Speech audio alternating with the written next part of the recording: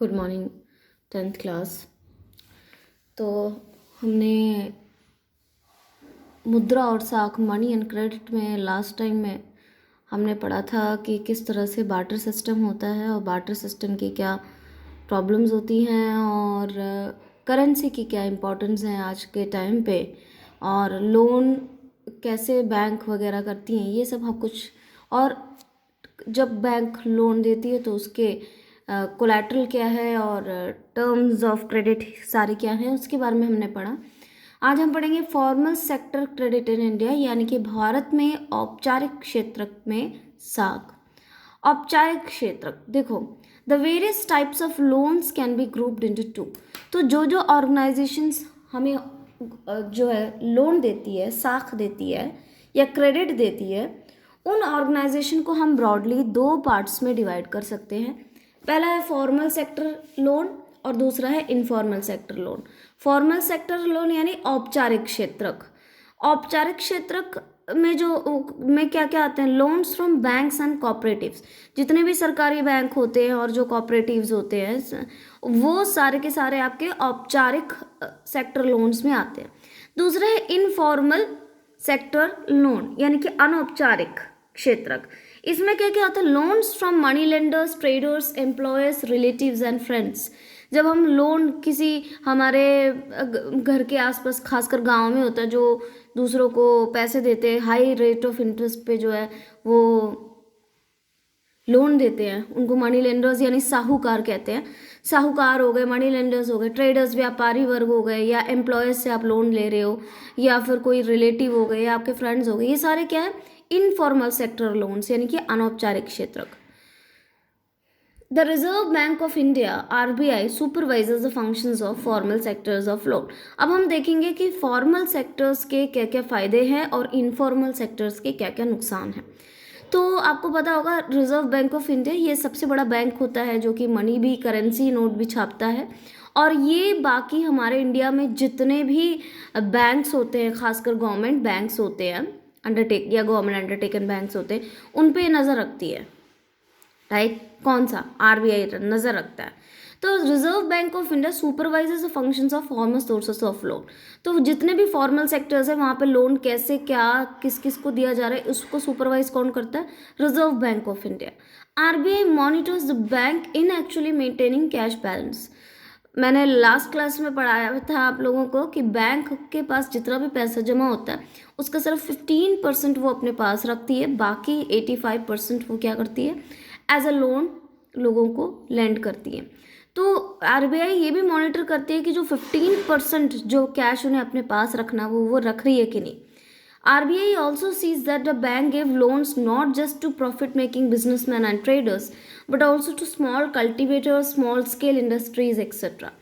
और आरबीआई ये भी बैंक से रिकॉर्ड मांगती है कि आपने जो लोन दिया है वो सिर्फ बिजनेसमैन को या बड़े बड़े व्यापारियों को सिर्फ ना देते हुए कल्टीवेटर्स, छोटे छोटे कल्टीवेटर्स को, स्मॉल स्केल इंडस्ट्रीज के लोगों को भी दिया हो। वो ये मेक श्योर करती है कि ये सबके लिए कंपलसरी है। बैंक में इतना सब सिर्फ बड़े बड़े लोगों को लोन ना देते हुए जो छोटे कल्टीवेटर्स, किसान और जो स्मॉल स्केल इंडस्ट्रीज हैं उनको भी लोन देना ज़रूरी होता है। Banks regularly have to send data to RBI about how much they are lending to whom। तो बैंक्स को रेगुलरली आरबीआई के पास रिपोर्ट पहुंचानी होती है कि उन्होंने किस किस को लोन दिया है, कितना लोन दिया है और किसको लोन दिया है। ठीक है?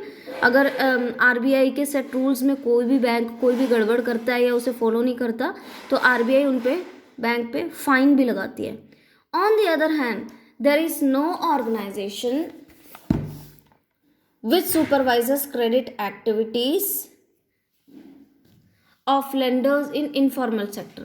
वही दूसरी ओर अगर आप देखेंगे जो अनौपचारिक क्षेत्र है, जो इनफॉर्मल सेक्टर्स है, वहाँ पे कोई भी ऐसी कोई एजेंसी नहीं है जो उनके काम पे नज़र रखती हो, सुपरवाइज करती हो, कुछ भी नहीं है। They can lend whatever interest rate they choose, it is higher. तो ये जो प्राइवेट लोग होते हैं, जो साहूकार, मनी लेंडर्स वगैरह जो प्राइवेट वाले होते हैं, ये बहुत हाई रेट पे लोगों को जो है इंटरेस्ट देते हैं। वो भी गरीब लोग उनसे लेते हैं तो और ज़्यादा हाई। अब लगा लो महीने महीने के 5%, 6% करके लेते हैं, यानी कि पूरे साल के कितने हो गए, आप कैलकुलेट करो, 60% अराउंड। अगर एक महीने में भी 5% इंटरेस्ट ले रहा है तो 12 महीने में कितना हो जाएगा, 60%। तो दैट इज़ ह्यूज, बहुत ज़्यादा इंटरेस्ट रेट। तो वो अपनी मर्जी से कोई भी इंटरेस्ट रेट रख देते हैं क्योंकि उनके ऊपर कोई नज़र रखने वाला नहीं। This could lead to increasing depth and depth trap. इसमें जो है, इसमें डेप्थ यानी कि डेप्थ ट्रैप में फंस जाते हैं जो गरीब लोग होते हैं, उसमें कर्ज पे कर्ज लेते जाते हैं, तो कर्ज के ऊपर कर्ज होता है क्योंकि ये लोग जब प्राइवेट इनफॉर्मल सेक्टर्स में लोन लेने जाते हैं तो वो लोग कोई कोलैटरल या कोई चीज़ नहीं मांगते। उनको पता है ये मेरे गांव का बंदा है, इसको पैसे चाहिए, मैं इसको पैसे दे दूंगा। एक बार बोलने की ज़रूरत है, वो बिना किसी उसके पैसे लेता है, लेकिन इंटरेस्ट रेट बहुत ज़्यादा चार्ज करता है। So banks and cooperatives need to lend more cheap and affordable credit is crucial for the country's development. इसीलिए बैंक्स और कॉपरेटिव्स को चाहिए कि वो और ज़्यादा पैसे, खासकर गरीब लोगों को जो है वो as a cheap rate of interest पे वो जो है उन्हें लोन दे, क्योंकि चीप और अफोर्डेबल क्रेडिट देने से ही कंट्री का डेवलपमेंट होता है। क्योंकि गरीब, अगर ऐसा नहीं होगा तो गरीब और ज़्यादा गरीब होता जाएगा। Next topic, formal and informal credit. Who gets what. औपचारिक तथा अनौपचारिक साख किसे क्या मिलता है। About 85% of the loans taken by poor household in the urban areas are from informal sectors। ठीक है, सॉरी यहाँ पे रूरल एरियाज आएगा, दिस इज रूरल एरिया। गांव में 80%, 85% जो लोन दिया जाता है गरीब लोग लेते हैं, वो कहाँ से लेते हैं, इनफॉर्मल सोर्सेस ऑफ क्रेडिट, यानी कि प्राइवेट वहाँ पे जो साहूकार होते हैं, जो मनी लेंडर्स होते हैं, उनसे लेते हैं बहुत हाई रेट ऑफ इंटरेस्ट पे। सिर्फ 15% किसान या गरीब होता है जिसको बैंक से लोन मिल पाता है, क्योंकि ज़्यादा बैंक होता नहीं, कोलैटरल देने के लिए इनके पास कुछ होता नहीं है। तो इसलिए क्या होता है कि मनी लेंडर से हाई रेट ऑफ इंटरेस्ट पे वो लेते हैं। The urban and rich household 90% loans are from formal sources. जबकि आप गांव शहरों में चले जाओ, वहाँ पे जो अमीर लोग हैं, जो गांव शहर के लोग हैं, वो 90% लोग उनका कहाँ से आ रहा है, बैंकों से लोन ले रहे हैं, फॉर्मल सेक्टर से, बिल्कुल सस्ते ब्याज पे। तो ये गड़बड़ हो गई ना, जो गरीब है वो तो ज़्यादा इंटरेस्ट दे रहा है, जो अमीर है उसको तो सारी सुविधाएं मिल रही हैं। So it is necessary that banks and cooperative increase their lending in rural areas and to poor. तो बहुत ज़रूरी है कि बैंक्स और कोऑपरेटिव्स जो है गरीबों का ध्यान रखें, और जो खासकर ग्रामीण क्षेत्रों में, गाँव में, विलेजेस में, रूरल एरियाज में, और गरीबों को उन्हें ज़्यादा देना चाहिए लोन। तो अब इसी सिलसिले में, इसी चीज़ में एक नई चीज़ शुरू हुई है ताकि गरीबों की हेल्प हो सके, and that is self help groups for the poor. निर्धनों के स्वयं सहायता समूह। नाम से लग रहा है सेल्फ हेल्प ग्रुप्स, खुद की मदद कर रहे हैं ना, स्वयं की सहायता कर रहे हैं। तो सेल्फ हेल्प ग्रुप्स क्या है? These are the organisations of rural poor, especially women into small groups.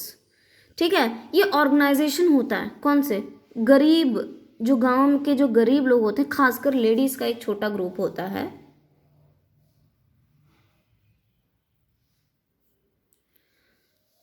और that is called self help groups and collect their savings. तो ये लेडीज का एक छोटा सा ग्रुप होता है जो, जिसको हम सेल्फ हेल्प ग्रुप्स कहते हैं, और वो सारे क्या करते हैं, अपनी सेविंग जो है वो इस ग्रुप में जमा करते हैं।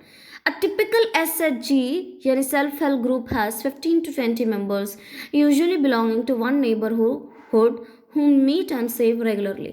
तो एक SHG में मिनिमम जो बेसिकली जनरली 15 से 20 मेंबर्स होते हैं जो एक ही लोकेलिटी के होते हैं, और वो जो है टाइम टू टाइम इनकी मीटिंग भी होती है, और वो पैसे अपनी जितनी भी सेविंग होती है थोड़ी बहुत, वो ये सेव करते हैं उस ग्रुप में। ठीक है, तुम देखते होंगे, तुमने देखा होगा ये कमेटी, मम्मी पापा को बोलते हुए सुना होगा, कमेटी रखी हमने, कमेटी लगाई है, तो उसी को सेल्फ हेल्प ग्रुप्स कहते हैं, स्वयं सेवक। ठीक है, स्वयं सेवक संघ कहते हैं। सेविंग पर मेंबर वेरीज फ्रॉम 25 to 100 और मोर। ठीक है, तो इसमें एक बंदा 25 से लेकर 100 रुपये तक जो है जमा कर सकता है, उसकी मर्जी है, वो जितना दे सकता है उतना वो सेव करता है। Members can take small loans from the group at less rate of interest.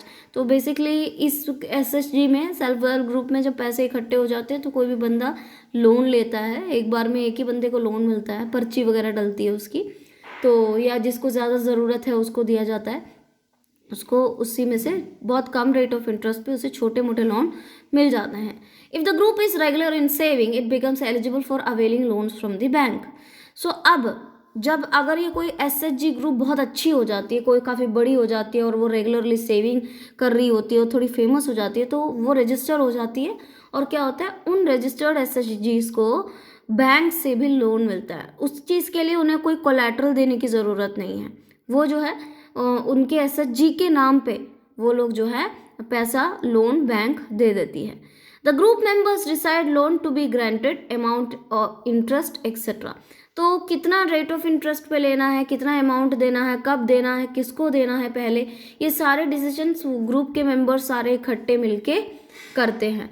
दस SHGs help borrowers overcome the problem of lack of collateral. तो SHG एक तरह से बोरोवर्स, जो गरीब लोग होते हैं जो कोलैटरल नहीं दे सकते, वो हेल्प SHG ग्रुप बिना कोलैटरल के उन्हें जो है लोन प्रोवाइड करता है.